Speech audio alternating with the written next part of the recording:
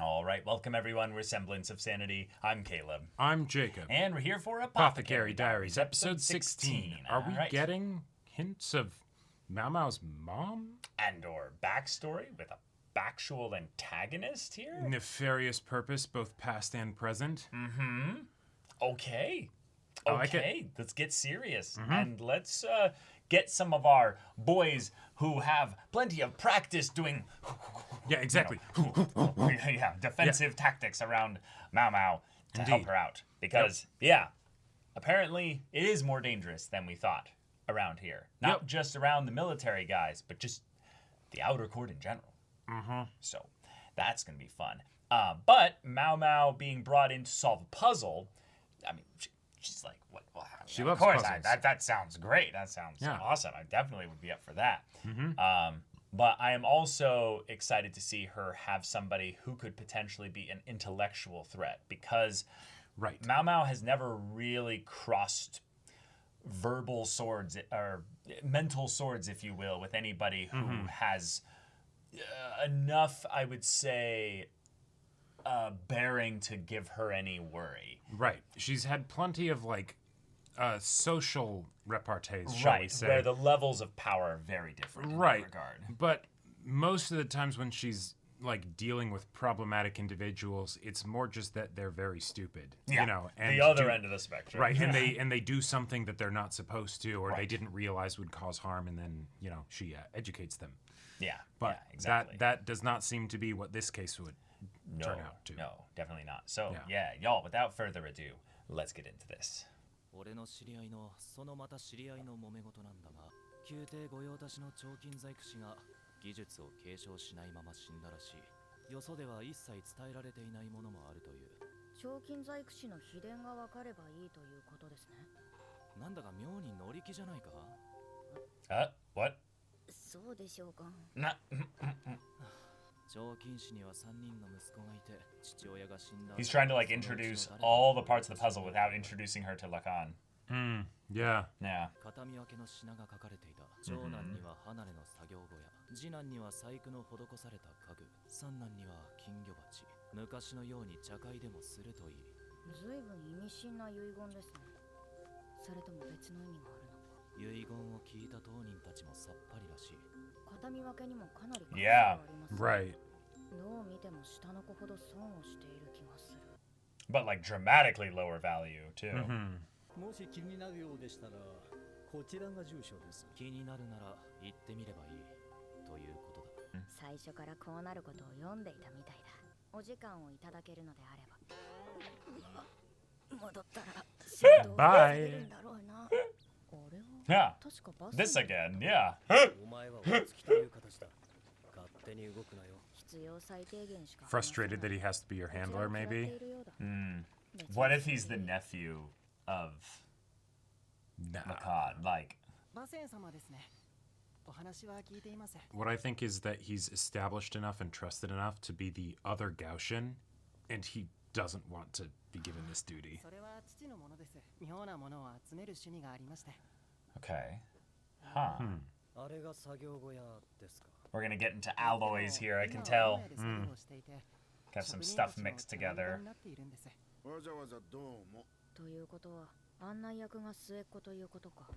Right. This horrible feng shui. 角には彫金細工がはめられている。その下の中央の引き出しに鍵穴、違う金属が使われて。 Ooh, recent change. 動かないように固定されてる。それは俺のもんだ。見るのはいいが、触るんじゃないぞ。Do you have the key to this part here? に形見分けされたものは家具。それがこのタンスのことを指すなら、この男が次男なのだろう。残る長身の男が長男ということになる。Alright, let's have a proper puzzle. What was placed there? 変わってるな。西洋風で妙に長い窓。幕火がたくさん入る作りなのに、外にある大きな栗の木のせいで、まともに光が入るのはこの一箇所だけか。長い間何かが起こる。Yeah, maybe the window was just to show that off. 親父の残したものについて。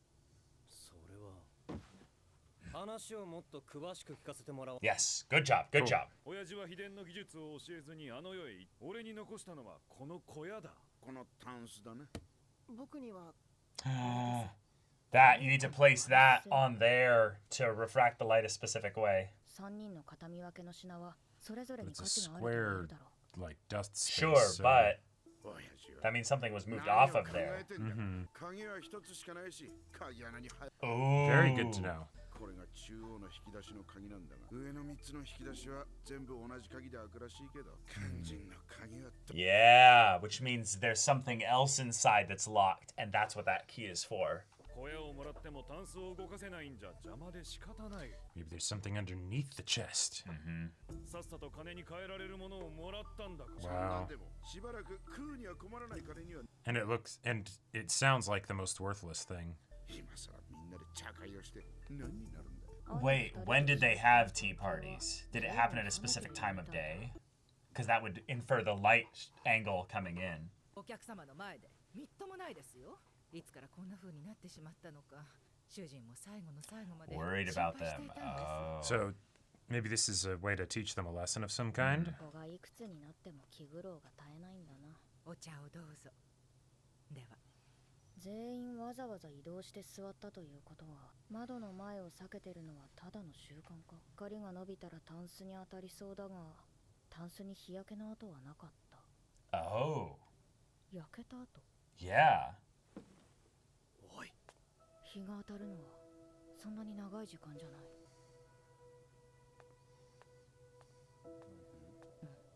中に何か詰まってる。何か分かったのか。誰かに似ていると思ったら、こいつはガウシュに似ているのだな。 Okay. No, that's that. Like younger brother or son or something like that. No, Gauch is not that old. No. 昔は I believe Gaoshin would age gracefully. 細工してるうちに鍵は一つ。これしかねえよ。鍵を壊したら中のものも壊れる。 Oh. Okay. 兄弟たちにそれぞれ渡された形見の品、金魚鉢、小屋には固定されたタンス、がない鍵、そして昔のように茶会でもするといい。もしかして Yeah. Yeah. It has a square Oh, it bottom. has a square yeah, bottom. yeah, Okay. yeah. あそこの棚に飾っていたのではないですか。ここに置いていたんです。寒くなると死んでしまうので、茶会をする暖かい昼間だけ。 Oh. Nice. 金魚を飼うこともなく。おい、お前。ちょっと水をもらいに行ってきます。 Yeah, yeah. See how the water refracts the light. Yeah, fill it up, 昔 fill it は up. こうやって水を入れていたと。ちょうどこの絵柄がこちらに向く Yeah, I よう was gonna say the pattern's probably important. Yeah. Yeah. やっぱり。おい、なんだこれ。触るな。 It's gonna be very hot. すみま Yeah. せん。目に入ると失明してしまいます。 It's gonna burn away the thing inside the lock. Or. Oh, yeah. Yeah.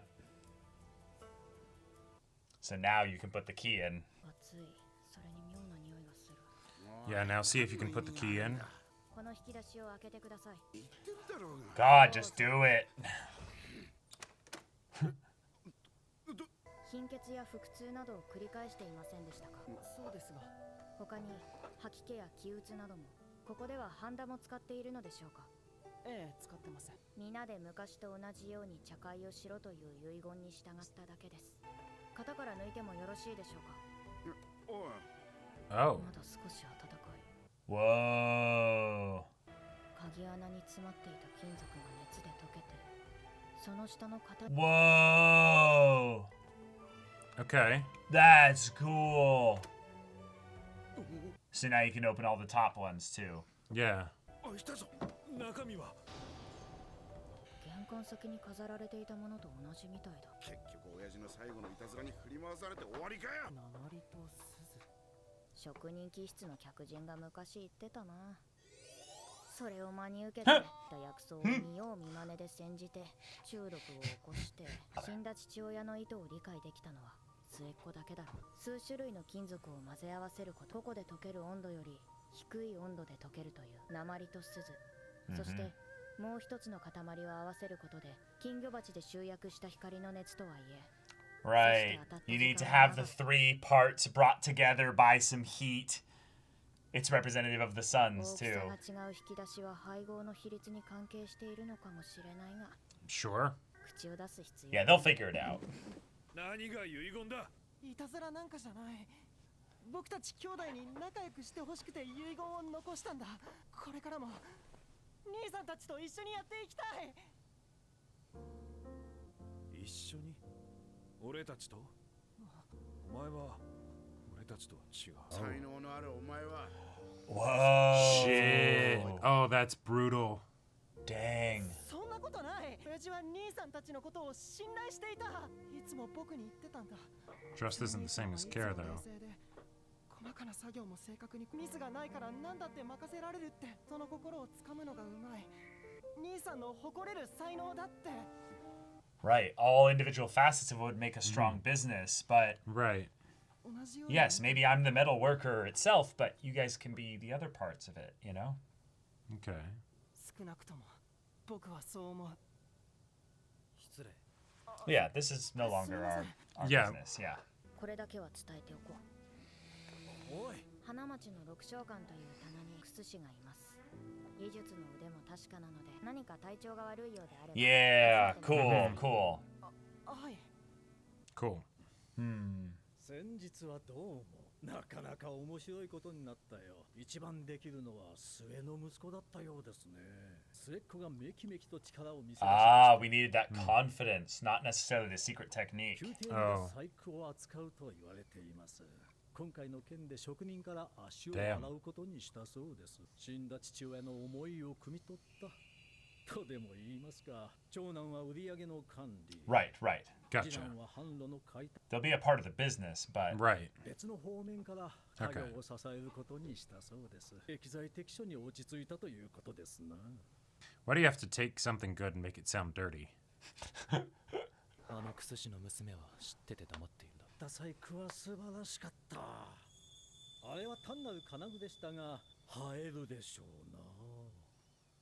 そうですね。いやらしい男だ。yeah. 細具など関係ないと分かっているだろう。なぜ軍師殿がそんな職いや、何そのままにしておくのはもったいないと思いまして、目をかけてやるべきだろう、ね。Oh, because I didn't? 人の才能を見抜く目は確かだ。現在のチーム Ah, he's a great evaluator. ところで Hence why he's in like the kind of the security side of things and stuff. 以前聞いた。以上の希少価値を下げる方法ですか。その世界を知る者に聞いた方が。 Oh, you little shit.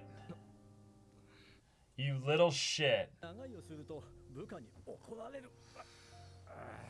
Yeah. Talk to Mao Mao about that. たちにでもあげてくだされ。 Maybe not. 甘すぎない飲みやすい口です。 No, no, no, no. No, we give it to Mao Mao. She'll love it either Well, way. I mean, I think that's who he's wanting it to yes, go of to. course. But Yeah. ジン様、 that dude's a sussy baka. お疲れのところ恐縮ですが。 He's like, oh, Mama, お呼びでしょうか。お前は I need you every day. I mean, what? まあ一通りは。俺に化粧をしてくれ。 yes. Oh, Hot. はい。 yes. Yes. beautiful. And that's why we end the Perfect. episode. All right. All right. Okay. Cool mystery there. I feel like that one was very easy to follow along. Yeah. And I feel like some of the other mysteries that involve too much into the herbal flower and all that kind of stuff there. It's harder for us to track with. Or... Well, you have to literally know what flower she's looking at or what herb she's looking at because she Oh, won't sure. tell you in her head. She'll just be like, "Oh, it's that." Which I'm sure if you actually know what she's looking at, it's like, "Oh, I can draw the line." But for me, I'm like, I never know what that is. But for this one, I'm like, "Oh, I can see how glass this is all light. Yeah. I can see how this all works out like really nicely because it fits really well the idea of the 3 individual parts all being needed. So if Right. you're not all there to do the tea party and stuff, then the younger brother won't be able to, affirm the older ones, Sure. Yeah. All right. Okay. So we have ourselves another little mystery of the week solved by Mao Mao, one procured by Lacan, who very much, Yeah. I think, knew that it would be not only a good test of Mao Mao's skills, but very much could tell that, like, he needed Mao Mao to do it. He needed somebody to come in that would let them figure it out.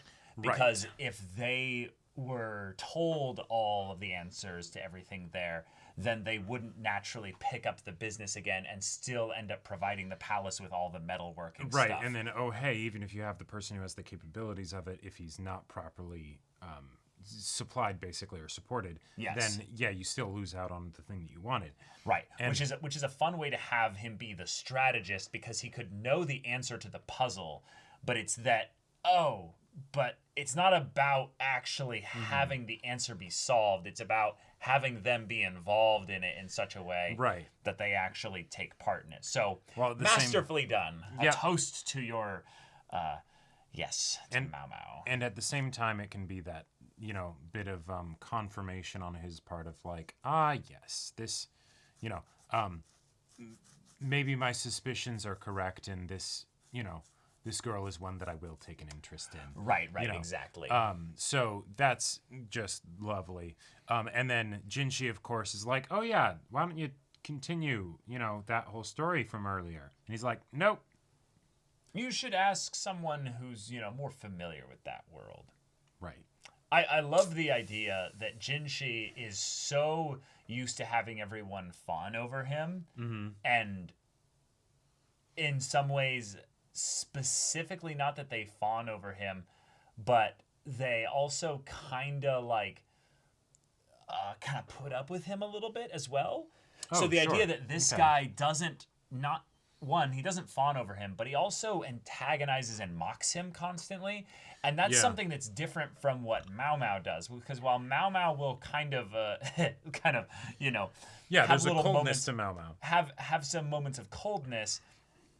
The ways in which her almost like bashful, passionate dorkiness with regards to her thing that she really loves gives him kind of a feeling of like, oh, I know what you like. I know what it is you do like that. I know you don't like me, but I know you do like this thing. Whereas this guy is all smoke and mirrors and will not reveal anything. He is not only mocking him in a lot of ways, he's trying to not give away anything that could be used to tell him what he really wants. Right. He won't reveal anything unless he decides to consciously do it, which is what he opened up with, which is, you know, goes to show the whole arrogance thing that we talked about in the previous episode. Yeah. But like, okay, cool. This is, in some ways, it's fun because since he basically said, talk to Mao Mao, that's a mechanical reason of why we could have something that maybe is very uncomfortable for Mao Mao and she doesn't want to think about or certainly even less talk about. And he is trying to manipulate Mao Mao indirectly. Here. Yeah, well, you're right. And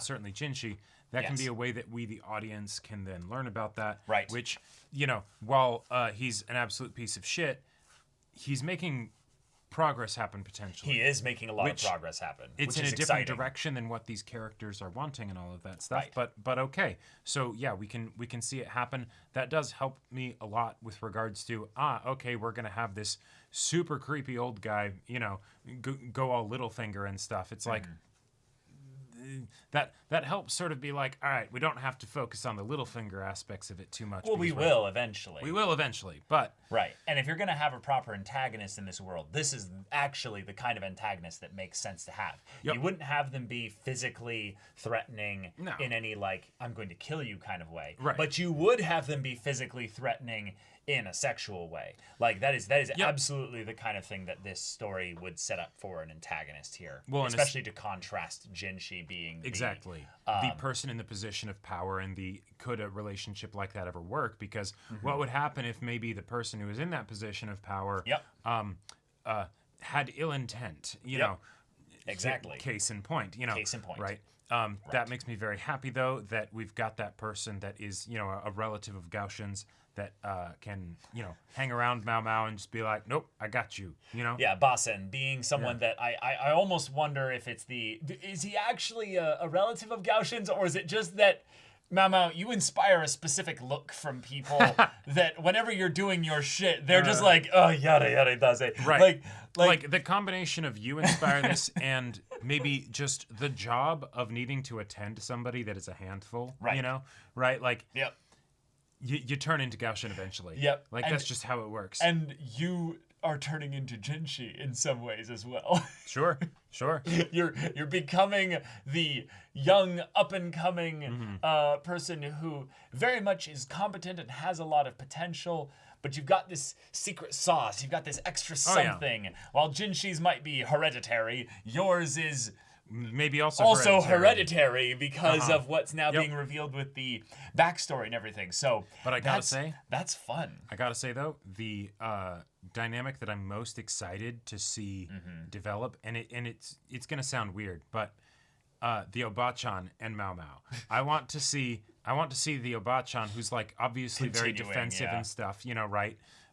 To eventually get to that point where it's like, all right.